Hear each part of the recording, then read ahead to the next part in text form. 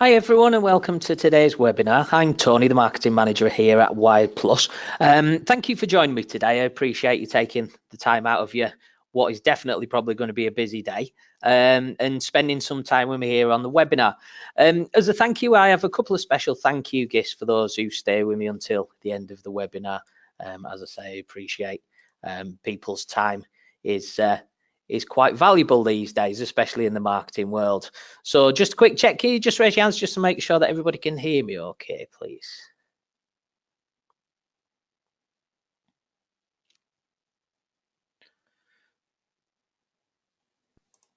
Right, that's super, thank you. As I say, I've got a couple of thank you gifts at the end of the webinar. So let's get cracking. Time is obviously money, and we do have a lot to cover. We'll start off this with a little bit of information about Wired Plus and who we are and who I am and why I'm sat doing the webinar with you today, just in case you haven't heard of us before. Now, Wired Plus, we are a full service marketing CRM platform and agency with our origins in the north of England, as you can probably tell by my accent. We're driven by helping businesses achieve great things through the power of effective marketing campaigns and better marketing decision making based on the CRM, the data that you've got, and then embracing that with a full range of tools such as email marketing, marketing automation, lead scoring, that sort of thing as well. Everything we do from development through training and our managed campaigns as well focuses on solving problems that our clients face, and as I say, helping them to make better decisions for the marketing as well. Now we have created a CRM marketing software. It's an all-in-one platform basically that's backed up with a team of marketing experts focused on that one key principle: make better, confident marketing decisions based on your real-time data. Now, a bit about me. My own experience spans over 20 years for my sins, during which time I've been involved with digital marketing projects ranging from small, highly targeted, postcode-specific campaigns right through to full national and multinational integrated marketing strategies as well. I was also voted as a top 5 influencer by the Google Squared program too. I've worked across a number of B2B and B2C sectors. Love sharing what I've learned through that time, whether that's with our clients or with people who are just new to Wired Plus and to what we're about as well through our webinars and our YouTube channel as well. So that's why I'm sat in front of you now, and hopefully through those years of experience I've got plenty that I can share with you to get your email marketing firing on full cylinders. So that's what you need to know about us. We'll now move on to the important part: how to actually improve your email marketing, increase the return on investment that you're actually getting from it. So if you have any questions at any point in time, feel free to ask them using the control panel, which is usually on the right hand side of your screen. I'll pick those up as soon as I possibly can. Don't worry about breaking me off. I do have a rough agenda that we'll work towards, as you'll see shortly. But if we do get carried off in new conversations, that's absolutely fine. It's more a case of making sure that you get out of the webinar what you need to know, rather than us following a strict agenda. So feel free to break me off as well. So there are 4 key areas of email marketing that I'll be covering in the webinar. Getting emails delivered, getting your emails opened, getting people to click through from those emails, and then optimizing email campaigns as well. As I say, ask any questions that you've got at any time. Now, top level, bearing in mind we are sat on an advanced email marketing webinar, these titles might seem a little bit basic, but don't be fooled by those titles. There's a lot more to the industry and industry-leading email marketing. These are just the vital areas that you actually need to focus on to get any kind of return from your email marketing efforts. I do have some expert tips for you as we go through each section though, so it's not going to be one of those sort of basic level webinars. So first of all then, let's talk about getting your emails delivered, obviously the first stage of the process.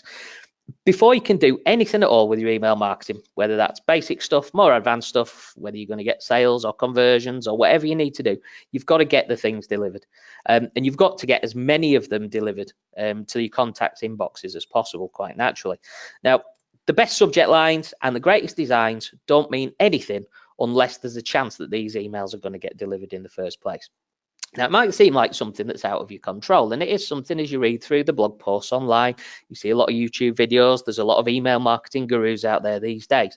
It might seem a little bit too simple, and they might they might kind of brush over it and say, well, you can't really control that. It's the email service providers and the internet service providers and your contacts who decide whether you get marked as spam and whether you get delivered or not. And yet, to a degree, that is, I suppose, the case.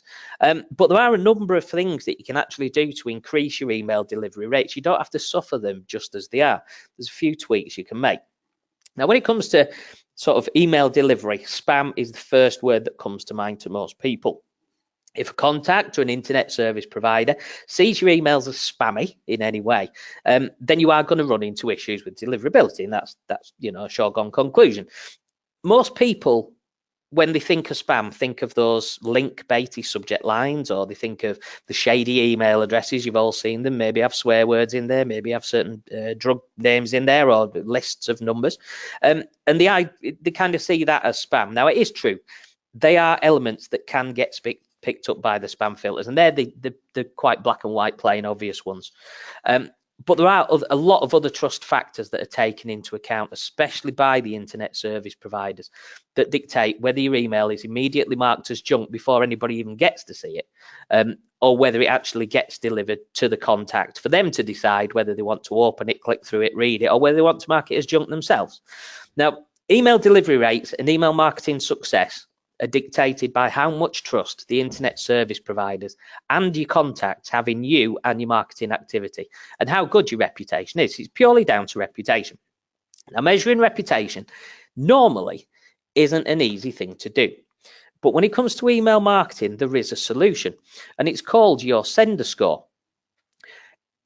It's compiled by a company called Return Path, and it gives you a score between 0 and 100, where 100 is the highest score possible.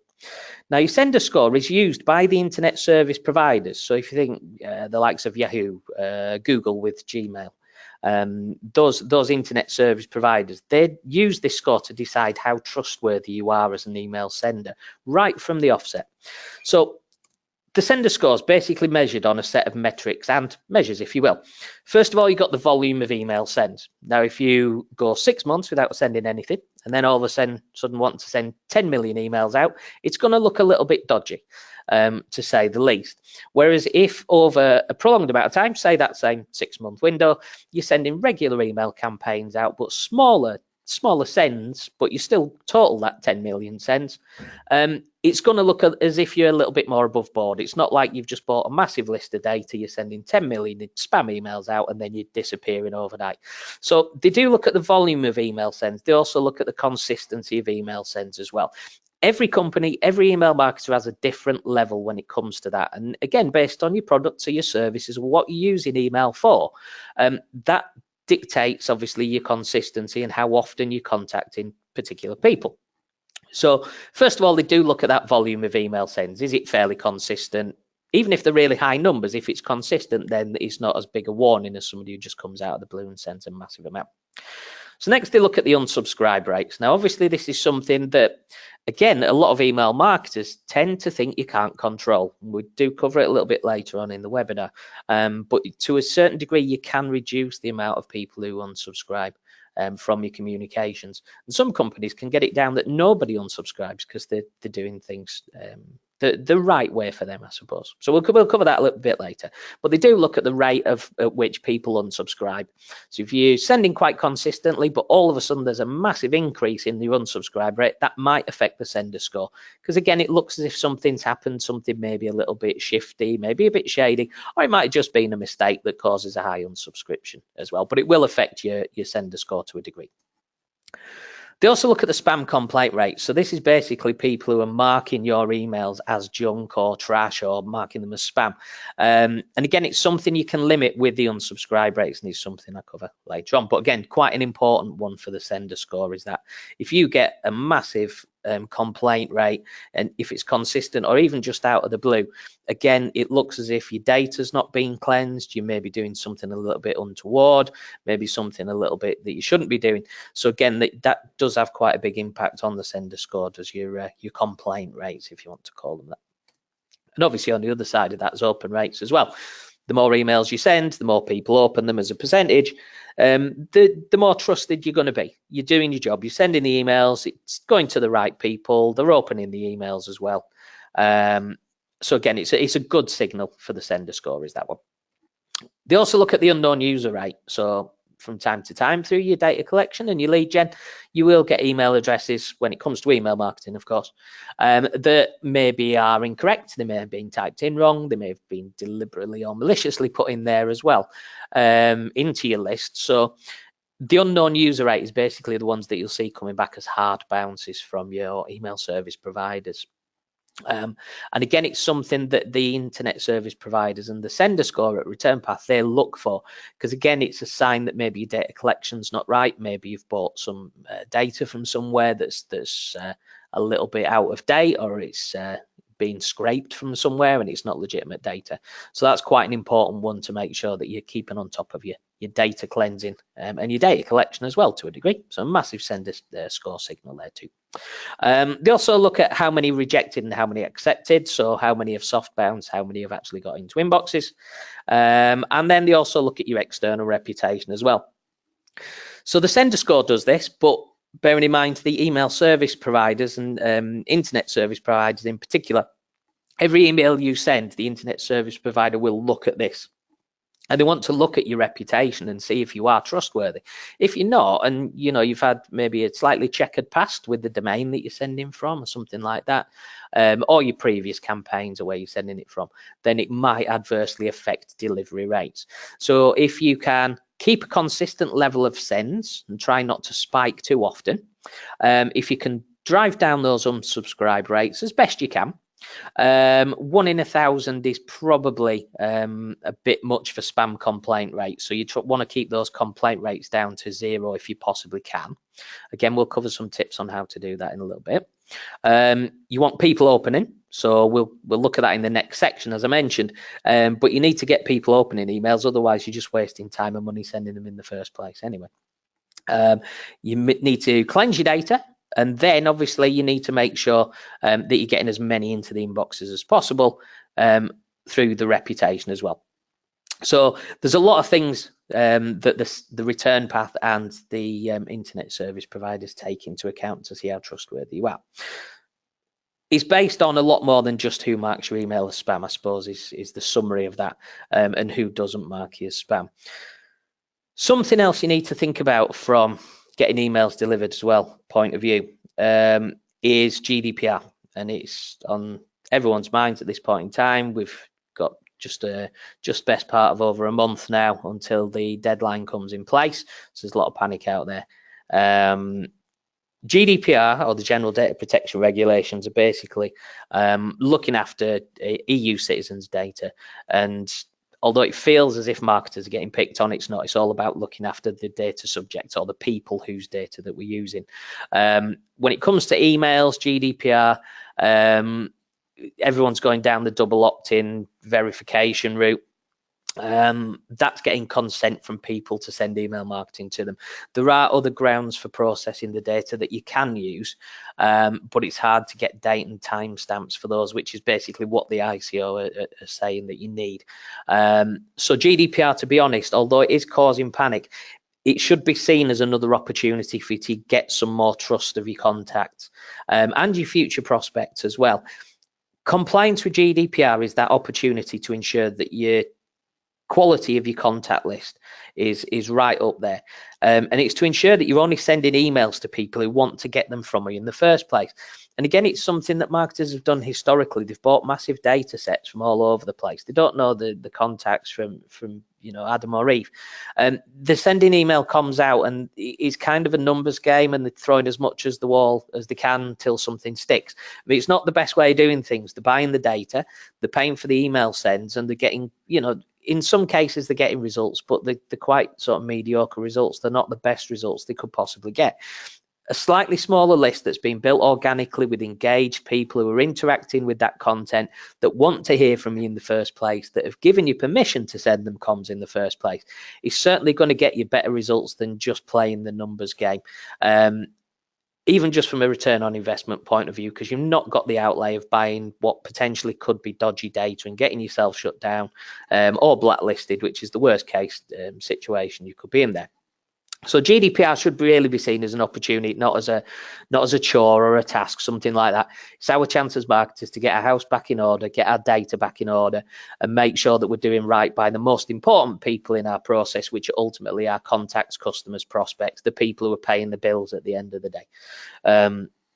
So the way of getting around this really is collecting contact data in a compliant way. So making sure that you're keeping the trust that you've built as a responsible email sender off the back of it. So it's all about asking people's permission, getting that opt-in data if you can. If you are using the other grounds for processing, I'll not cover that now. We will do it in a later GDPR webinar, which I'll be running on the 4th of May if you're interested in coming along to that one, just as a sort of refresher and then next steps towards that compliance thing. Feel free to send me a message or let us know, or keep your eyes peeled. And we'll let you know about that GDPR webinar. The main thing is, at this point in time, the easiest route so you can get date and timestamps for consent is to get people to tick a box to say the consent to receive comms from you and tell them what you're going to be using that data for. It's all about trust at the end of the day and reputation. So moving on to a few more little tips on getting your emails delivered. Email size is the next thing I'm going to talk about. These are something that aren't often covered in email optimization tips and the advice and the YouTube videos and the gurus themselves. Email sizes can affect your delivery rates. Most internet service providers have a limit on how large an email can be before it starts triggering their spam filters. And as you can see on screen, it's usually somewhere between 100 kilobytes and 120 kilobytes. That's including code, text, and imagery. So it's not as large as you think it is, but then what you've got to think from an email point of view is, do they need to be absolutely epic pieces of content with really rich imagery in there, or are they a gateway to something else? And the big thing with email is, although you'll read posts on how somebody made $100,000 a day with email marketing. Yes, the messaging can be sent through an email, and yes, email is probably the best return on investment of any channel you can use. It can, as you can see in the spam way, be something that is quite a negative thing. But emails can't convert anything by themselves, and that's the one thing that a lot of the gurus don't tell you. You can get the message in front of people, you can get the right message in there to the right people, you can do it at the right time for them on the device that they're using, all things that we'll cover in a little bit. But even then, if they open that email, if they click through from that email, that's where the conversion happens. It's going to be on a website or a landing page or somewhere else. You can't purchase anything in an email. You can only click on a link that takes you somewhere to do that. You can't give anything away through an email. You can only send them to a landing page that they can then download that freebie or whatever that is. And it's, as I say, that emails are the gateway to your content. It's a good way and the best way of getting in front of people and getting messaging to people. The internet's grown up around email itself. First email was sent in 1971. The first spam email, if you want to call it that, was sent in 1978, well before the 3Ws, well before the internet and the current information age that we're living in. It was a different time back then. And the internet has been built up around email. So if you sign up for a social channel, you sign up for a blog subscription, you make online purchases, whatever you're doing, you've usually got to put in an email address. And that's why people don't mind, to a degree, getting emails from companies or from businesses or service providers, as long as it's delivered in the right way, it's relevant to them, and it's delivered at the right time, and they're not getting hounded by it. So you've got to remember, emails can only send somebody somewhere to convert themselves. They won't do it by themselves. So that's why you can't include things like embedded videos in email itself. For one, they're too large. Second part of that is you can also hide pieces of code in there as well, which would affect things and potentially be spammy or malicious and that sort of thing too. So they're not large things, emails, or at least the ones that aren't going to trigger the spam filters. So that's the first side of things. So keep the email sizes down. A lot of the email service providers out there, once you get to the send stage, once you've created your campaigns and who it's going out to, will give you a summary page and they'll tell you how big that is. They'll also tell you how many images you've got in there with the sizes of those, and a few extra details that are useful for that. And that's why you get that information there if you've never thought, why am I getting this information in the first place? Now, another thing that's not often mentioned is you also need to keep your text to image ratio down to 60% text, 40% image. Any higher percentages of imagery than that, so if you went 50 text, 50 image, it can start to trigger spam filters, which obviously then affects your delivery rates. So again, you've got to bear in mind, are the images supporting the content of the email? And does that content support a click-through from that email? We're jumping ahead a couple of steps here, but what you're going to think is, if you're putting images in there because they take up a lot of file size, in most cases anyway, you've got to think, is it doing a job? If it's not, just take it out. Graphically designed emails look lovely, but they don't necessarily convert better than just a plain text style email itself. You've got to split test these things. You've got to experiment with these things. But again, don't just put an image in there because that's the layout that you've got and it looks pretty. It's got to serve a purpose, because again, from another point of view, if somebody's opening on a desktop, they don't mind slightly larger images and slightly larger file sizes. If you're paying for the download on a mobile device and that image isn't serving a purpose, all it's going to do is take longer for the email to open and burn through somebody's data as well. So you've got to think, is there a purpose for it? If not, just get shut of it. So a few other areas that you should consider are your copywriting and also the links that you include in your email campaigns as well. First of all, if your copy looks spammy or is completely irrelevant to the contact that you've sent it to, and if it's not in line with the subject line that you've sent as well, then you can likely expect them to mark it as spam. At the very least, they're going to unsubscribe. From the other side of things, the links, ensure that any links you include in your emails are pointing to trustworthy sources. Don't just link them anywhere. If they don't link to trustworthy sites, you can expect your delivery rates to drop as well. The email service, the internet service providers will know that that's going through to somewhere that's not right, and there's a good chance it'll trigger those spam filters as well. So again, it's all about trust, it's all about reputation, and it's all about looking after that end user. Make sure you're linking through to legitimate sites, and in most cases, hopefully, that's going to be your own site anyway. So to summarize this section, getting emails delivered, you can increase delivery rates by using subject lines that don't look like spam, maintaining a clean list and only collecting data ethically. So think GDPR. Consider GDPR when you're using that contact data as well. So if somebody's given you permission to only send newsletters, don't start sending promotional messaging out. You can only send the newsletters out there. If you want to start sending them other things, ask them to go to a preference center and tell you what they want to receive from you. Next, keep the size of your emails down. So remember that 100 to 120 kilobyte limit as well. And always remember the text to image ratios, your copywriting, and use trusted sources when you include links as well. So that should increase your delivery rates. Some companies can enjoy 100% delivery rates every time they send out. More often than not, though, you're looking sort of 95% upwards is a good delivery rate. If you're less than 95% on campaigns that you're sending out, you need to start looking at the reasons why it's lower than that. And the first protocol will be to go to Return Path's website and look up your sender score. All you need to do is put in your sending domain in there, and that'll tell you what your scores are like. If you're over sort of 90% upwards on there, hopefully you'll be on 100. But anything sort of 95-ish upwards, you're looking absolutely bob on. 90 to 95, there's probably certain areas that you can make changes. If you're less than that, you then need to start looking at what's causing those issues. Have you got high unsubscribe rates? Do you look spammy? Are you hitting a lot of spam filters? Is your data not as clean as maybe it could be? A contact's marking you spammer and subscribing at massive rates every time you send out. So again, it might be issues there. But going forward, if you've ever got any questions about getting emails delivered, we're always happy to answer any questions. So shoot us a mail, contact us through our contact us page on the website, hit us on the social channels, however you need to do. If you get a message to us, we're always more than happy to answer any questions anyway, as a business in general. So that's getting emails delivered. First protocol, they've got to get delivered before you can do anything else with them. Moving on to getting emails opened. So as you can see, there are 4 factors that decide if emails are opened. Subject lines, from names and domains, the preview text that you use, and then one that's not structural, I suppose, the relevance and timing of that email delivery itself.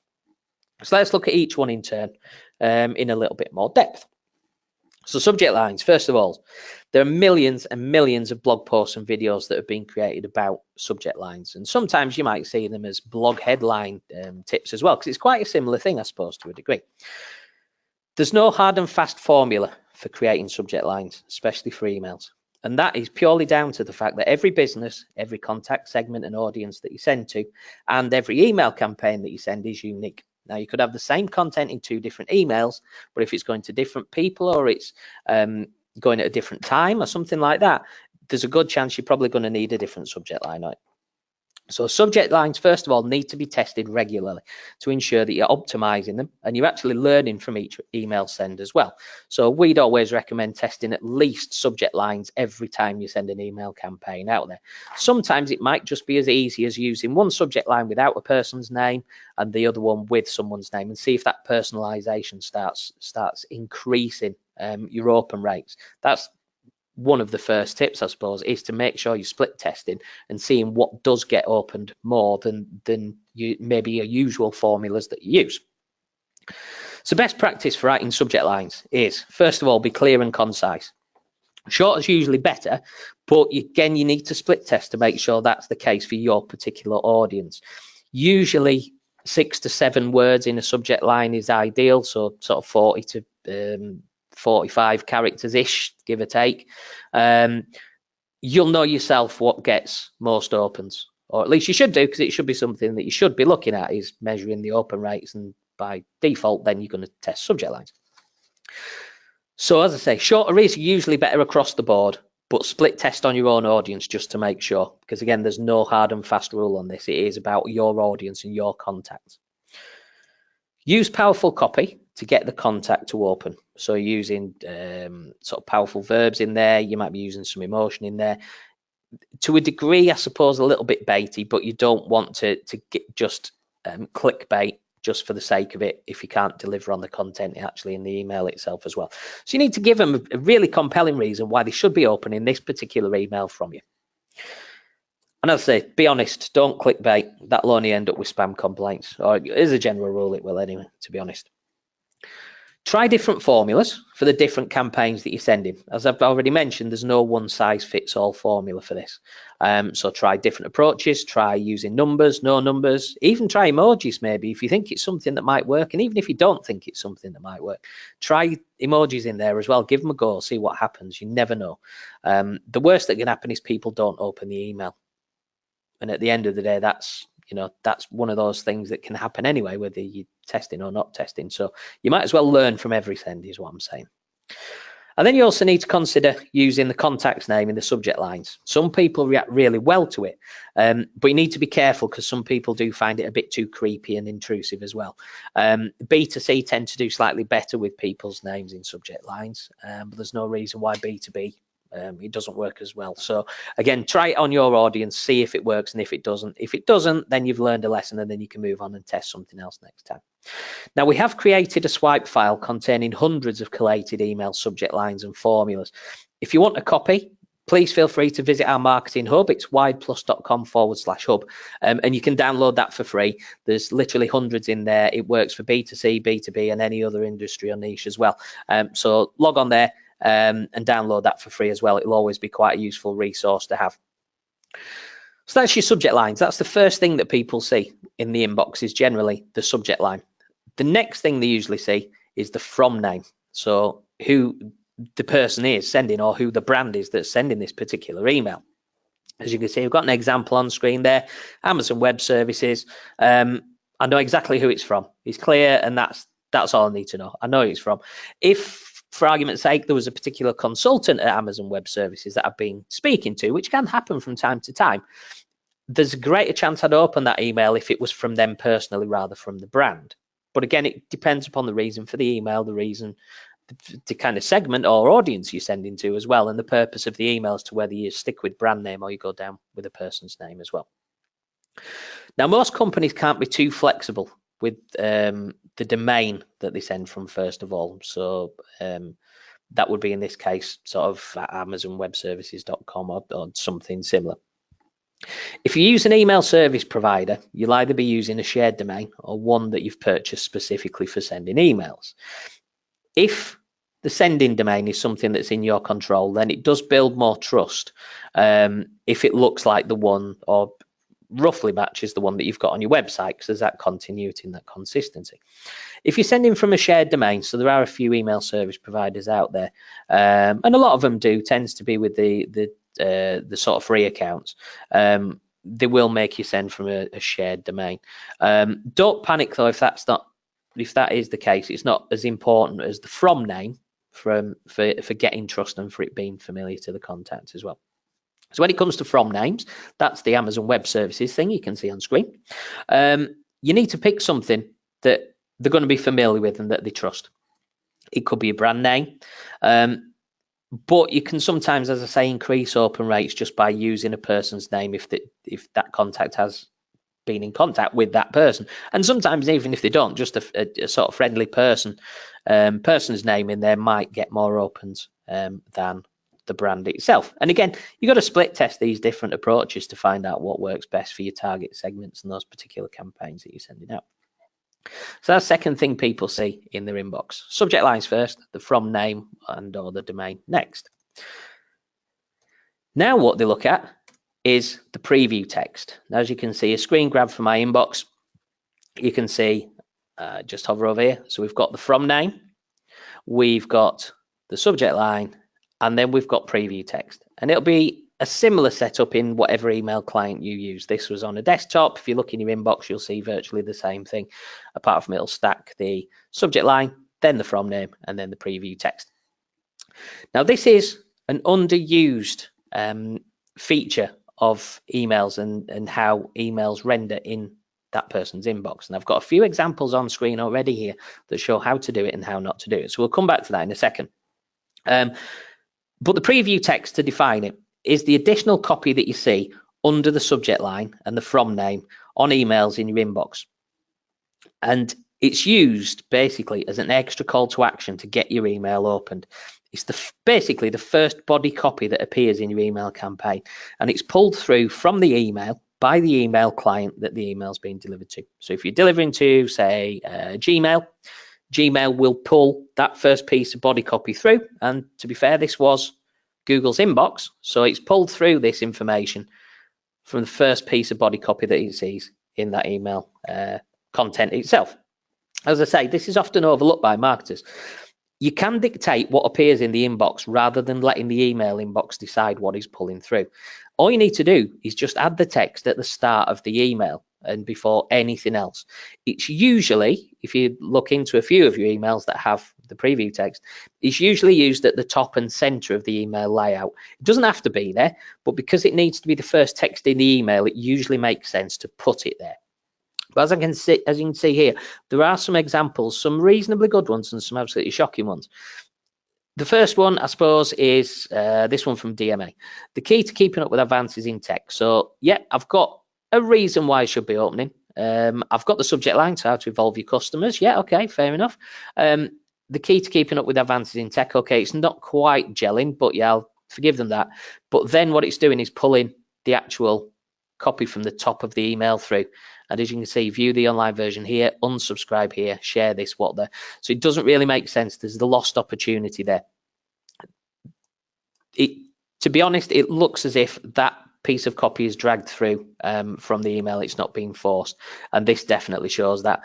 The last thing you want to do really is to hit somebody with a message in their inbox that has the message unsubscribe here, there. So even if they do read through that, they might have already opened by the time they read this. But there's no reason why that should be there. All it is a slight change to the layout that you're using, and you can remove that. You're not prompting them to think, oh, I might unsubscribe from this email now. As you can see, the Amazon one underneath, amazon.co.uk, fair enough. Your Amazon today's deals, see all departments, hello. So again, it's pulling through quite a lot of extra information there that's not necessarily supporting the message in the subject line, but because the subject line's so long, that's also getting cut off as well. So as I say, shorter and concise subject lines usually get better results. You want to get the whole message in the subject line, as DMA have done, rather than it being cut off slightly. Next one, Marketing Week. So again, building a world-class optimization program. Yeah, good subject line. If it's relevant to me at that point in time, I know who it's from, I know what it's about, so I'll click through. As you can see, again, it's pulling through some extra information here that's not really giving them the extra use of that potential extra call to action as well.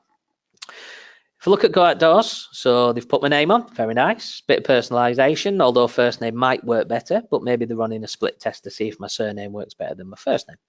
Don't miss out on the deals of the year, absolutely brilliant. Save the date, our biggest shopping event is almost here. So they've deliberately put that preview text in their email layout. It was front and center in that email, right at the top. It was in slightly smaller font and it was in a grayish color as well. So it kind of stood a little bit towards the background of the layout of the email, so it didn't detract from the main messaging. But what they're thinking there is, and they're thinking right the way through the process, Tony's going to know who it's come from. It's Go Outdoors. We've put his name in there, and we're probably split testing to see if he's likely to open more if we use his full surname rather than his first name. They've given me a really good reason why I should be opening that email, and it's still short and concise. They're then hitting me again with another call to action and another reason why I should be opening that email. And as I say, this preview text is often overlooked. Even the big names aren't quite getting it right every single time. But the ones who do get it right will enjoy slightly higher open rates as a result of that. And again, you can see as we look down through the others as well. Bright Talk there. Watch the last recommendations from your network. Hi, Tony. Here's what's happening this week in your network. Again, it's giving me a reason to click through. The Eurocar parts, the one underneath, is giving me a reason to click through, none of the junk. So again, bear that in mind. Preview text is a biggie. It can make a massive difference to your open rates, and as I say, it is often overlooked. So that's the first three things. Subject lines, first thing they see. From names, second thing they see, unless it's the inbox example I've just shown you there. They then look at the preview text if they're still looking in the inbox, they've not clicked through. So they're the three ways you can drive your open rates. Structurally, they're the things you can manipulate in your email itself. The last is purely strategic or a tactical approach, and that is that relevancy and timing of the delivery itself. And this is a really easy one to work out. All you need to do is look at the delivery reports on your email service provider and see when the spikes of emails or opens happen. It's the most basic way of identifying the best times to send. To be a bit more advanced and accurate with your sending times, look at each segment that you're sending to, and if you can dig down into each contact to see when they most often open your emails, it just gives you that little bit more insight as well. If you start sending based on that extra insight and that more detailed insight, that will definitely increase the chances of you getting your emails opened without a shadow of a doubt, because you're increasing the relevancy, and you're getting people when they're most likely to be looking at their inbox, when they're most likely to open your emails themselves. Now, also consider asking your contacts to tell you when they want to receive emails from you as well. Not just the times, but also the frequency of it as well. Again, this is something that is quite often overlooked. Give them a preference center, send them somewhere, to ask them to fill in a survey or a form, or to click on an option in an email that you've sent. Get them to tell you when they want to receive your comms, what they want to receive, and how often. If you stick to that, there is a greater chance they'll open the email, as well as reducing the chance of them unsubscribing or marking your emails as spam as well, because you're actually listening to them. You're doing what they want you to do. So as I say, use a preference center or a survey or a form to get that information, and make sure that you log that info back to each individual contact that you've got. Again, it's an underused utility in a lot of email service platforms, is the fact that those delivery reports don't just show you what's happening in general, that you can really drill down into it and start seeing different trends. One thing that you might see if you send a lot of B2B emails, you might get first, secondary and tertiary opens of emails. So for argument's sake, if you're sending to VPs of massive corporations, there's a good chance they're not opening their emails themselves. So the first person likely to open an email for somebody at that sort of level in the business is likely to be a PA, secretary, exec assistant, something like that, whatever the title wants to be. Somebody's going to be the gatekeeper on their emails themselves. They're going to open it. Hopefully they're going to open it first time, because your subject line's right. They know who it's from, using your from name, and you've got the preview text to support why they should open that email. They'll then read that email. So you need to get the content right after that. But that's the next stage in this journey that we're talking about. once they've opened, if it's relevant or they think it's relevant to their boss, in essence, or the VP, whoever that is, they're then likely to either send them an email separately or forward that email to another inbox or forward it to the same inbox, or at least get a message to them saying, you need to look at this email. What they'll then do is likely wait until they've got a natural break in the day or their scheduled time when they're checking their emails. That VP will then open that email again. So you've got a secondary open. That'll be picked up in your delivery reports. So you'll see a first open, then you'll see a second open, and there'll be spikes in between. What they then might do is think, oh, right, I'm actually still in a dinner meeting, or I'm out at a seminar or an event or something like that. They might be out in the field. They might not be in their office. Even if they are, they might schedule to look at it again at a later time in that day, or maybe later in the week as well. And what you'll find is you'll probably get a third open or a tertiary open off the back of that as well. And if you send to a specifically tight audience, a very specific segment, you'll see in that delivery report that you'll get particular peaks at certain times through the day of first, second, and third opens of those emails. And it's definitely worth tying that information up, delivery reports and your unique opens and your total opens of the emails, to see if that is happening. Because if that is the case, it's extra insight you can then use to dictate the messaging to get through the gatekeeper, because then you can make sure that they send it on to the decision maker. So again, just using your data, tie all that data together. Don't just look and say, oh, that's lovely, everybody opens 2 hours after we send. Look for where those extra peaks and spikes of opens happen as well, and let that dictate what you do next time you go forward with those campaigns. So look at each contact segment, identify the best times, as I say.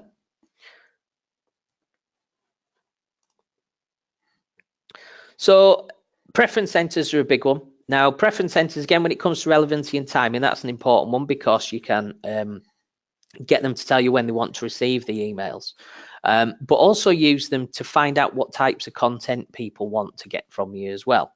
So that's moving on to this next stage, basically, and it's getting people to click through. You've got it delivered, you've got it opened.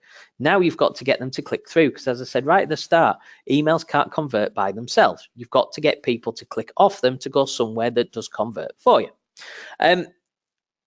So when I say conversions, I don't necessarily mean sales, although a lot of, again, the email marketing gurus out there and the experts kind of tie conversions in with sales. It is a common misconception when it comes to email marketing that conversion is a sale. But basically, a conversion is actually the ultimate goal of that email itself. It's the sole reason for you sending it in the first place. So conversions might be things like sales. It might be signups. It might be downloads. It could even be to trigger people to unsubscribe from your list. You might be doing it as a list cleansing exercise. You're not going to make any money from people unsubscribing as a general rule, so it's not seen as a sale. It certainly isn't a sale, but it is the ultimate goal of those type of campaign, and that would be the conversion that you're looking to measure. So as I say, conversions might bring money in, but example here would be, say that you're a charity wanting to hand out donations. Your conversion in that example might actually be to give money away rather than bring money in. So how do you increase click-through rates? These are the important things in this stage of the process. And it comes down to the rights of email marketing. Get the right content in front of the right people in the right format at the right time. And that's it, full stop. It's that easy. Honestly, it is. You've probably seen, as I say, keep saying, all the new email marketing experts and the gurus out there and all the experts online, all professing to know the dark arts of email. And for, in their case, just say $49, £49 usually. They can share that wisdom and they can share those email templates with you. To be brutally honest, it's nonsense. If you want to know the secret to successful email marketing, it's right there for you on screen, the rights of email marketing. If you remember these when you plan your marketing activity of any description, to be perfectly honest, but in specific sense for this webinar, email marketing, you will see success. So the right content to the right people in the right format and at the right time. That's all you need to get conversions. So they increase the relevance of your email marketing messaging with your contacts. Increased relevancy means increased conversions because it strikes a chord with people. So how do you apply these rights to email? Well, to get it right, you just need to know your contacts. And to do that, you need to analyze your contact data. So let's look at that in a bit more detail. First of all, you need to know your audience. So use that data that you've got already to identify people's preferences and to identify behaviors that will help you choose what you send them and how. So if they're always open specific types of subject line, or they're looking for specific types of information, keep sending them that. Keep giving them what they're asking for, what they're showing you they want. If you know through your pipeline that most people who become customers, whether that's products or services or whatever that needs to be, or donations in the charity example, if you say that they have to open at least 2 emails and click on at least one link of those 2 emails before they become a conversion, before they become a customer client, whatever you need, then you need to drive those behaviors. You need to, one, be able to identify them. You need to be able to report on them, and then you need to be able to analyze them as well. Now, most email service providers out there will give you some element of behavioral sort of tracking. You'll see who's opened, who's clicked. On the Wide Plus platform, just to go back to our platform, we've got really in-depth data analysis on who's doing what with what and when and how and on what device. So it gives you the answers to those 4 questions. First of all, you've got to know your audience, and that's based on data. Look at preferences, look at behaviors, look at the data that you've got on them. Try and collect more data as you go along as well. So use things like preference centers that I've already mentioned to get more information from them. That helps you give them a better service through the email marketing. The better their experience, the more likely they'll stay with you and they'll become a conversion or a product, buy a product or service from you. So once you know your audience, you then need to create segments so that you can choose the right groups of people, and so that you can choose what content is most relevant to them and their current stage in the buying journey. And that's all about timeliness as well. Now, you can create segments based on 4 types of data. You've got demographics, psychographics, geographics, and behaviors. Demographics are things like name, gender, that sort of thing. Psychographics are what is going on in the head, basically. So think sort of psychological. So that could be things like preferences that they've shown, actions that they've taken, that type of thing. You've then got geographic, which I mentioned, and that is just purely postcode level, street level, county, city, world, whatever you need. You need to start getting into the habit of creating really tight segments. The most focused those segments are, the more likely you can answer those 4 right questions, basically. And then behavioral is purely that. So what did they open on? What did they click on? What have they opened? What have they clicked on? What was the result of that? So if you send content based on those segments, you'll immediately see your engagement, your interactions increase, and that's without a shadow of a doubt. Again, you're increasing the relevancy of the message to the contact that it's in front of. You're getting the right content in front of the right people, and you're doing it at the right time based on behaviors, based on what they've shown you, not on guesswork.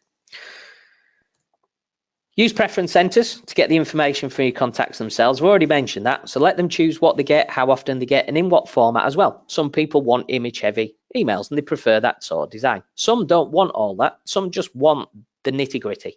Some might even just want an email full of links to resource or useful downloads even. So you've got to ask the questions, get the information from them, and deliver the right content to them in that format, and you will get increased interaction and engagement. The next thing is to not overdo it. Some marketers out there try to write a long sales page as an email. They try and oversell what they're offering in that email copy itself. You've got to remember the emails don't convert themselves. So only give the contact enough information through the subject line, through the preview text, and through the content that you're giving them to get them to click off it and go to where they will convert. And as I say, whether that conversion is a download or a sign up or an unsubscribe, get them off the email and get them somewhere else that will do that job for you. Don't try and do everything in email, because then all they need to do is read it and then just shut the email down. You've given them the information then. So spike their interest just enough to get them off the email and somewhere else.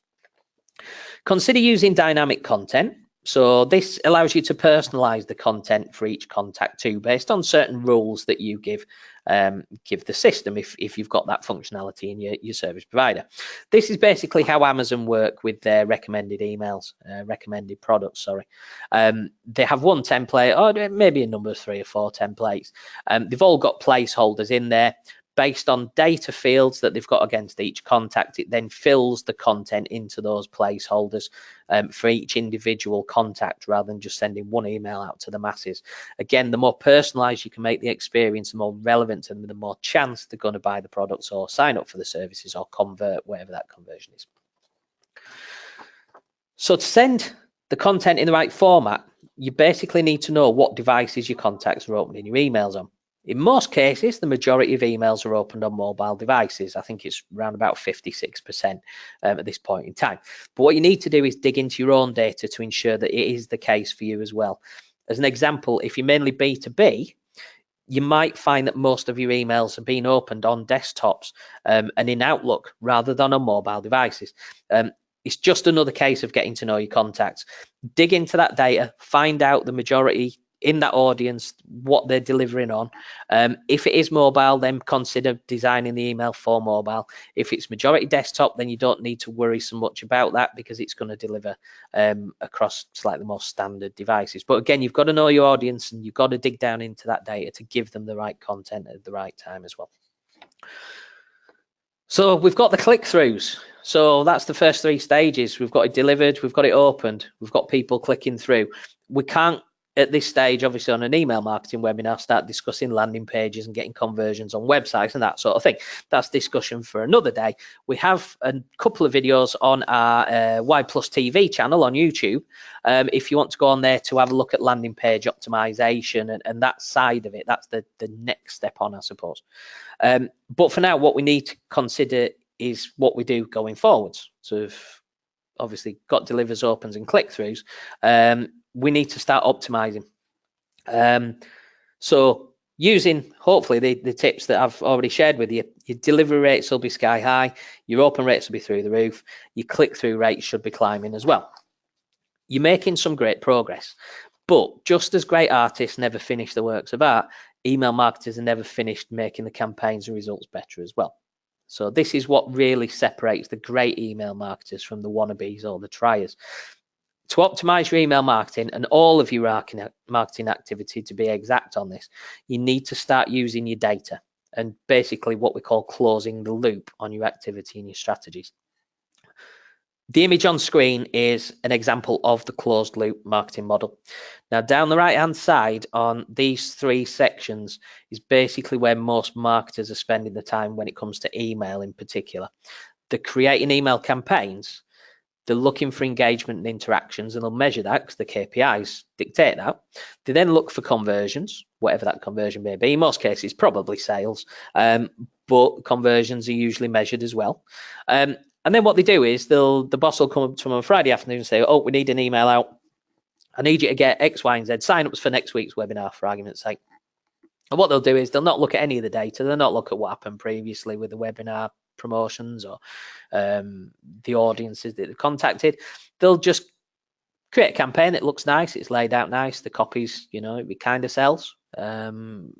It's not really based on any insight, but they'll create a nice looking campaign. They'll send that out, and then they'll report back on the engagement, the interactions, and any conversions. So in that case, any signups for the webinar, and then they'll move on to the next campaign.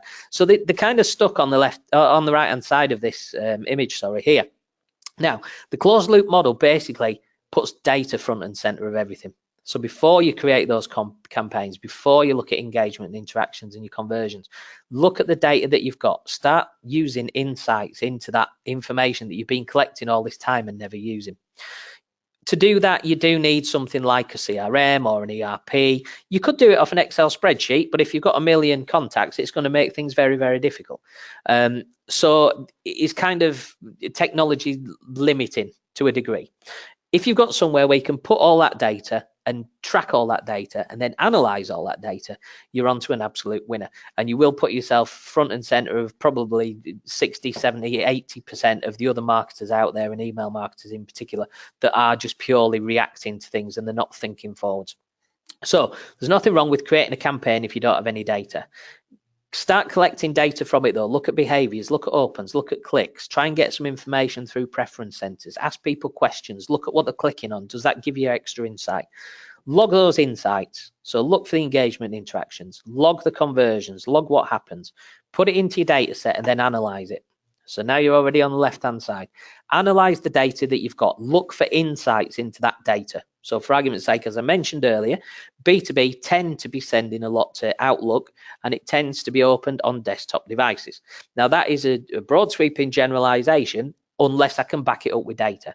And I know that for our particular client base anyway, that is the case. I can look and we can roughly say about 92% of the sends that we send generally to specific lists are going to be open on desktop devices in Outlook. So that dictates to me the type of email I send, because for one, Outlook doesn't deliver the pictures immediately. So I need to factor that into account. And also, it's when are people going to be opening? If it's on a desktop in Outlook, they're probably not going to be out and about. They're likely to be in an office, not necessarily at home, but they're likely to be in a slightly more permanent place. So they might have a little bit more time to look about and follow links and read the content that I'm sending. Whereas if they're on a mobile device, it might need to be a shorter, sharper message to get them to click through, or to whitelist it, or to save that or bookmark that email until a later time when they can open it on a desktop device. So these are all extra insights you can gain just from one round of email send, if you will. So we analyze the data, we look for new insights, we also look for new opportunities as well. So based on those data insights, where are new opportunities opening up for me? Are certain members of my audience showing me buying signals? Are they clicking on certain things? Are they visiting certain web pages? And again, this isn't just email, this is all of the data that you're collecting from all of your channels. If you get all that information into one place, so your Facebook insights, your Twitter insights, your LinkedIn insights, your web traffic, if you can get your landing page tracking in there and your reports and tie that in with email marketing, all of a sudden you become a massive powerhouse of insight and opportunities that you'd never see if you were working on individual siloed channels. So get the info in one place, however you need to do that. Start making insightful decisions based on all the data that you've got, not just little snapshots of little bits here and there. So as you can see, we've got things like automation, business intelligence, omni-channel, CRM automation as well in this section here. So what you do is you're analyzing, you're looking for new opportunities. You then use that data and those insights to dictate what you do next. What's that next campaign going to look like? What's the next subject line I'm going to use, or the subject lines that I'm going to split test? What's the content going to look like? What audience am I sending this to? Do I need to create new segments, or is an existing segment okay for the purpose of this email? And you're becoming a lot more smarter, and your decision making will be absolutely on point. Once your decision making is based on those behavioral insights, all that data that you've got, and then you're using that to educate future steps, you're then going to start seeing some massive success in the email marketing itself. And again, these are things that aren't mentioned in a lot of the sort of $49 courses or whatever that's going to be, and in those private Facebook groups with email marketing experts. It's very seldom do they touch on this, because this is much more involved than getting $100,000 a day from one email template that may have happened, it may not have happened. Either way, it's just there to get someone sign up.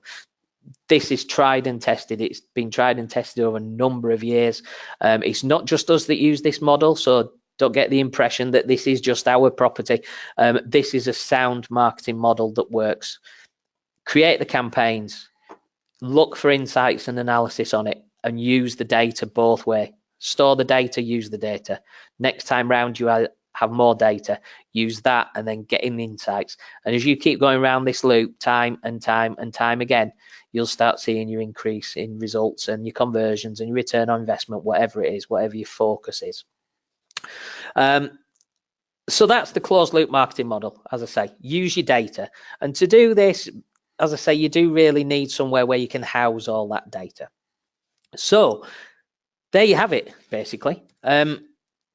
The insider knowledge that the successful email marketers are using to drive, in a lot of cases, insane growth and return on investment from the activity. Think of the big names: Amazon, Netflix, eBay. They're the large ones when it comes to email marketing. They're the names that always come to the fore. If you look at what they're doing, think about how they're approaching things. They are testing subject lines. They do have boilerplates set up that are pulling dynamic content blocks in. They are delivering based on behaviors. So if you go onto the website, save something in your wish list, and then come back out, you will get an email at some point to get you back on site. So they're using behaviors. All they're doing, though, is using the data that they've got in front of them. They're collecting data from every user. They're using that to dictate the next steps for their email marketing campaigns. Amazon and Netflix, one in the same company in essence, but they have got so much data in their books and they know so much about people, which can be a scary thing based on the recent Facebook situation. But if it's used correctly and it's used in an ethical and compliant way under GDPR and various, the other ethics that we have as legitimate businesses rather than the spammers, if it's used right, you can increase the customer experience and that contact experience. They won't mind you using that data if you're using it in the right way. If you can deliver to them the right content in the right format at the right time, they will start interacting and engaging with you and they will start converting. If you get that contact experience right and only deliver to them what they want when they need it, you will see your costs reduce and your results increase as well as a matter of fact. So no matter what the gurus tell you or want to sell to you, the only secret to successful email marketing is looking after those contacts. They're the ones that pay the bills at the end of the day. So as I say, always remember to deliver the right content to the right people in the right format and at the right time. And use those 4 rights. So has anybody got any questions? I know it's been fairly quiet in the chat front so far. Let's give you a chance to ask anything. Is there anything you want covering maybe specifically for your particular business, your particular industry or niche? I'm more than happy to go down that route for a few minutes if you're interested.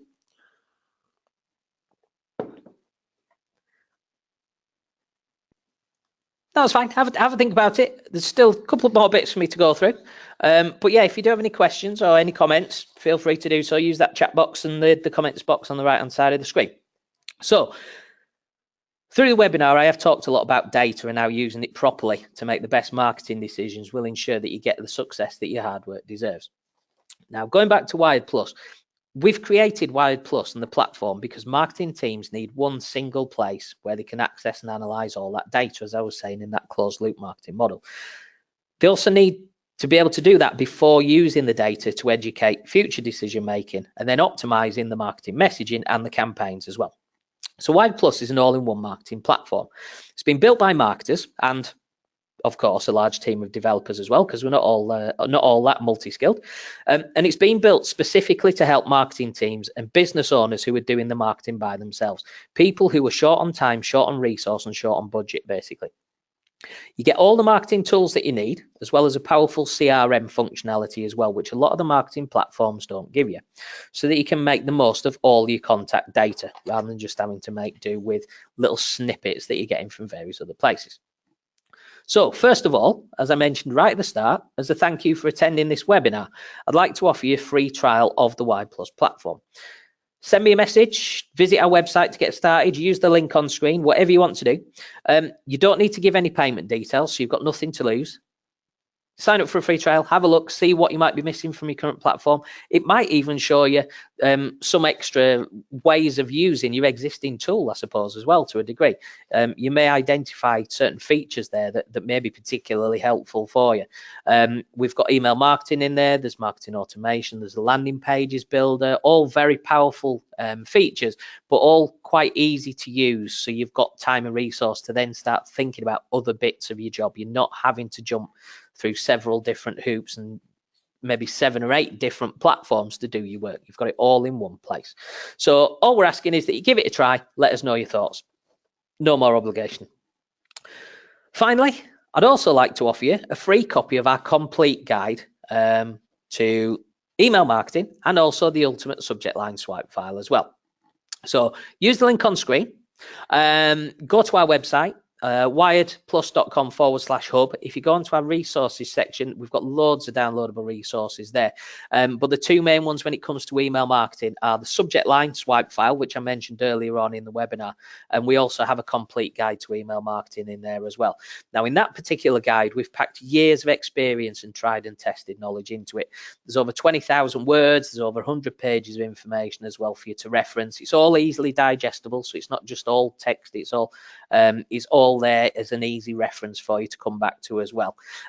Basically, that guide alone will save you years of trial and error when it comes to getting email marketing right. So unless there's any other questions, that's it for today's webinar.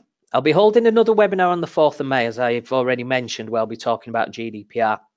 and getting everything finalised for that deadline for compliance on the 25th of May as well. So there'll still be a 3-week window after that webinar too. So join me then to ensure that you're compliant before the May deadline. Send me a message, send us an email, contact us through our usual channels if you want to attend that as well. We will be promoting it pretty much straight away after this webinar finishes. So one last thing, thank you so much for joining me today. I really appreciate you all staying with me this long. I hope to see you again soon as well. And if there is anything we could help with, please contact us through the usual channels. So thank you very much. Hope your Wednesday goes well. Bye for now.